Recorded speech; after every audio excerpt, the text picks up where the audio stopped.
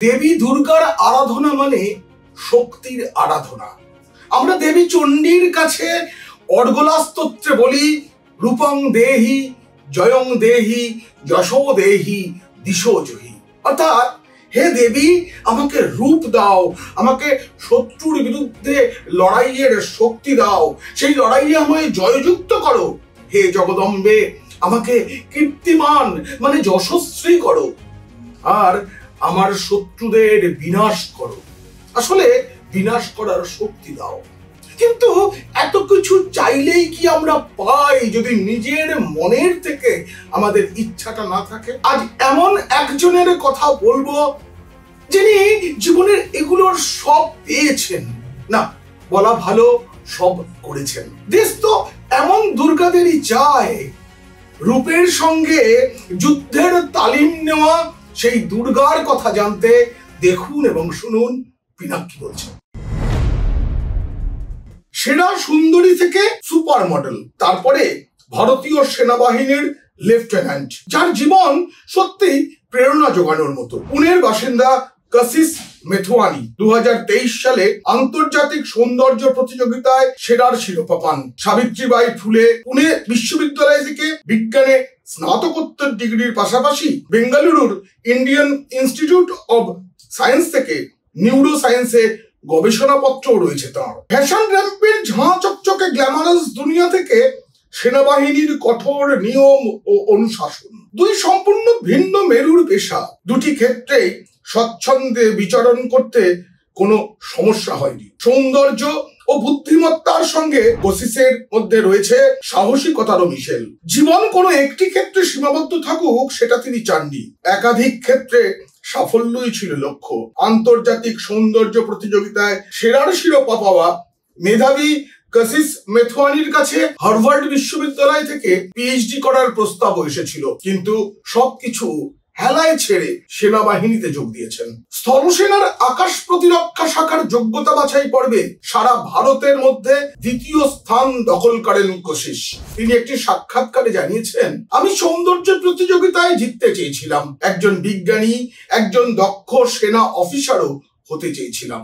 আমি কোনো একটি ক্ষেত্র বেছে নিতে চাইনি, প্রতিটা ক্ষেত্রেই সফল হওয়ার চেষ্টা করেছি, সব ক্ষেত্রেই দক্ষতা অর্জন করতে চেয়েছিলাম। কশিশ 2024 সালে কম্বাইন্ড ডিফেন্স সার্ভিসেস পরীক্ষায় বসেন এবং চেন্নাইয়ের অফিসার্স ট্রেনিং একাডেমিতে তার প্রশিক্ষণ পর্ব শেষ হয়। এরপরে লেফটেন্যান্ট পদে স্থলবাহিনীর আকাশ প্রতিরক্ষা শাখায় যোগ দেওয়ার সিদ্ধান্ত নেন। ন্যাশনাল ক্যাডেট কর্পস বা এনসিসির মাধ্যমে প্রশিক্ষণের হাতেখড়ি হয়েছিল কশিশের। কলেজে পড়ার সময়ে প্রজাতন্ত্র দিবসের কুচকাওয়াজে অংশ নিয়ে সর্বভারতীয় সেরা ক্যাডেটের পুরস্কারও জিতেছিলেন।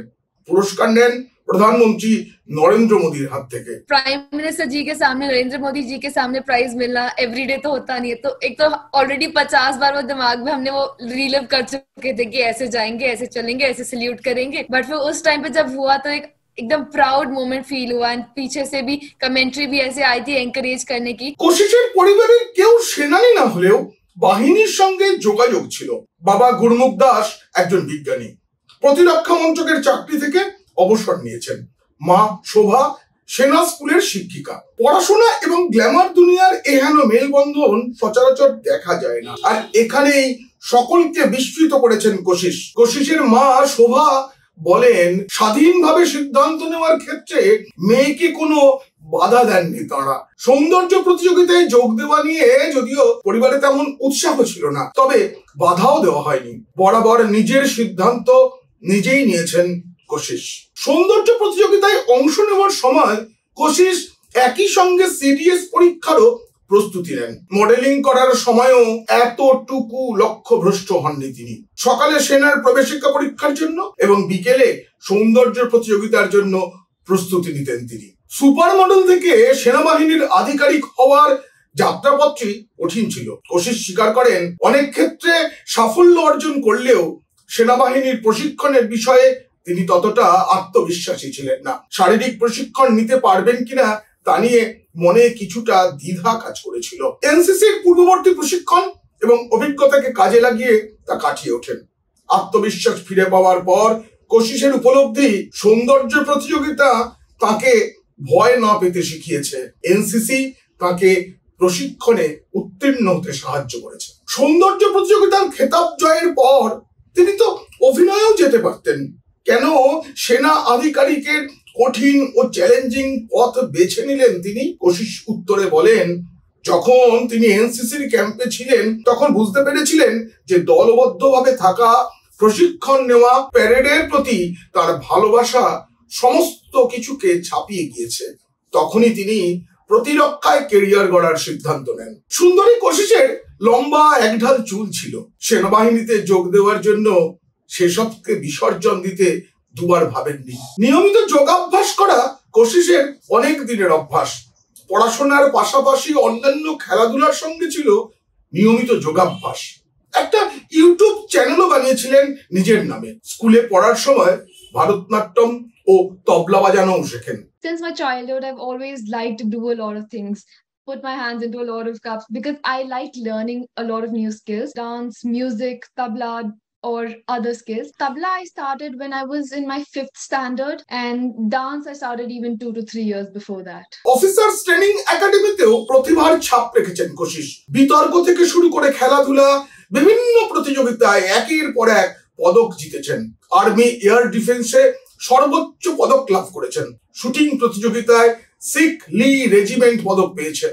শুটিং এ একাডেমির মধ্যে সর্বোচ্চ স্কোর এসেছে কশিশের ঝুলিতেই। এমন দুর্গা রায় তো দেশকে এগিয়ে নিয়ে যাবে, দেশকে নিরাপদ রাখবে, দেশের গর্ব তুলে ধরবে বিশ্বের দরবারে। পাকিস্তানের বিরুদ্ধে সিঁদুর অভিযানে দেশের নারী শক্তির নজির দেখা গিয়েছিল।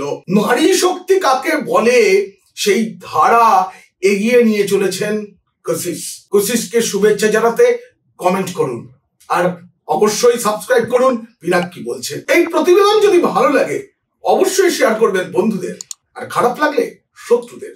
আপনারা খুব খুব ভালো থাকবেন।